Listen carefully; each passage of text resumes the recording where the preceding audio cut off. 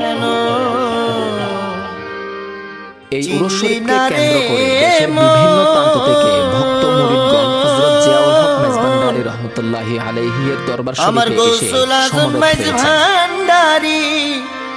মেজবান্ডার দরবার মৌলানা শরীফে যে সকল মহান বীর পুরুষগণের কেমন আবির্ভাব হয়েছে আমার তার মধ্যে গোসল আজম মেজ হযরত জিয়াউল হক ভান্ডারি মেজবান্ডারী গোসল আজম মেজ রহমাতুল্লাহি ভান্ডারি আলাইহি ছিলেন মৌলানা কেমন কেন চিনলি না রে 1928 সালের 25 গোসল আজম মেজ ডিসেম্বর ভান্ডারি মৌলানা কেমন কেন চিনলি না রে জিয়াউল হক আমার মেজবান্ডারী গোসল আজম রহমাতুল্লাহি মেজ আলাইহি ভান্ডারি মৌলানা কেমন তিনি ছিলেন সৈয়দ